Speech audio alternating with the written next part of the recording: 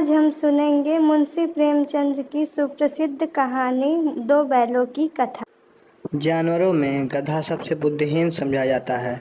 हम जब किसी आदमी को पहले दर्जे का बेवकूफ़ कहना चाहते हैं तो उसे गधा कहते हैं। गधा सचमुच बेवकूफ़ है या उसके सीधेपन, उसकी निरापद सहिष्णुता ने उसे यह पदवी दी है, इसका निश्चय नहीं किया जा सकता।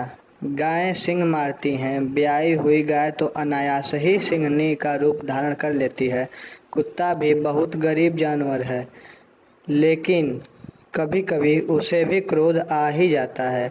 लेकिन गधे को कभी क्रोध करते नहीं सुना, न देखा। जितना चाहे उस गरीब को मारो, चाहे जैसी खराब सड़ी हुई घास सामने डाल दो, उसके चेहरे पर कभी असंतोष की छाया भी नहीं दिखाई देगी। बैसाख में चाहे एकाध बार कुलेल कर लेता हो, पर हमने तो उसे कभी खुश होते नहीं देखा। एक स्थायी विषाद स्थायी रूप से छाया रहता है। सुख दुख हानि लाभ किसी दशा में भी बदलते नहीं देखा। ऋषियों मुनियों के जितने गुण हैं वह सभी उसमें पराकाष्ठा में पहुंच गए हैं, पर आदमी उसे बेवकूफ़ कहता है। सद्गुणों का इतना नचार कहीं नहीं देखा। कदाचित सीधापन संसार के लिए उपयुक्त नहीं है। देखिए न, भारतवासियों की अफ्रीका में क्यों दुर्दशा हो रही है, क्यों अमेरिका में उन्हें घुसने नहीं दिया जाता। बेचारे शराब नहीं पीते, 4 पैसे कुछ समय के लिए बचा कर रखते हैं, जी तोड़ काम करते हैं, किसी से लड़ाई झगड़ा नहीं करते, 4 बातें सुनकर गम खा जाते हैं, फिर भी बदमाश हैं। कहा जाता है जीवन के आदर्श को नीचा करते हैं। अगर वे ईंट का जवाब पत्थर से देना सीख जाते तो शायद सभ्य कहलाने लगते। जापान की मिसाल सामने है। एक ही विजय ने उसे संसार की सभ्य जातियों में गण बना दिया। लेकिन गधे का एक छोटा भाई भी है जो उससे कुछ कम ही गधा है, और वह है बैल। जिस अर्थ में हम गधा का प्रयोग करते हैं, कुछ उसी से मिलते जुलते अर्थ में बछिया के ताऊ का प्रयोग भी करते हैं। कुछ लोग बैल को शायद बेवकूफ़ों में सर्वश्रेष्ठ कहेंगे, मगर हमारा विचार ऐसा नहीं है। बैल कभी कभी मारता भी है, कभी कभी अड़ियल बैल भी दिखने में आता है, और कभी कई रीतियों से अपना असंतोष प्रकट कर देता है। इसलिए उसका स्थान गधे से नीचा है। झूरी काछी के दोनों बैलों के नाम हैं हीरा और मोती।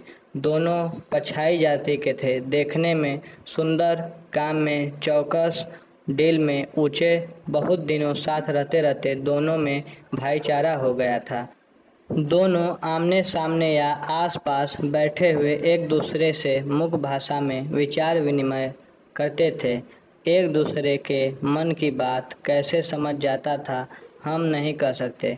अवश्य ही उनमें कोई ऐसी गुप्त शक्ति थी जिससे जीवों में श्रेष्ठता का दावा करने वाला मनुष्य वंचित है। दोनों एक दूसरे को चाटकर और सूंघकर अपना प्रेम प्रकट करते। कभी कभी दोनों सींग भी मिला लिया करते थे, विग्रह के भाव से नहीं, केवल विनोद के भाव से, आत्मीयता के भाव से। जैसे दोस्तों में घनिष्ठता होते ही धौल धप्पा होने लगता है, इसके बिना दोस्ती कुछ फुसफुसी, कुछ हल्की सी रहती है, जिस पर ज़्यादा विश्वास नहीं किया जा सकता। जिस वक्त ये दोनों बैल हल या गाड़ी में जोत दिए जाते थे और गर्दनें हिला हिला कर चलते थे, तो हर एक की यही चेष्टा होती थी कि ज़्यादा बोझ मेरी ही गर्दन पर रहे।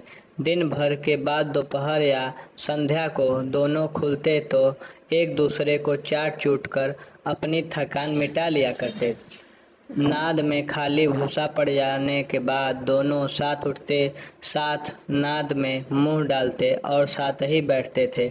एक मुंह हटा लेता तो दूसरा भी हटा लेता था।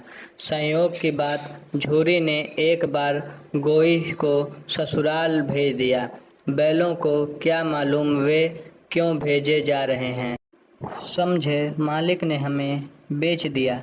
अपना यूँ बेचा जाना उन्हें अच्छा लगा या बुरा कौन जाने, पर झूरी के साले गया को घर तक गोई ले जाने में दांतों पसीना आ गया। पीछे से हाँकता तो दोनों दाएं बाएं भागते। पह गई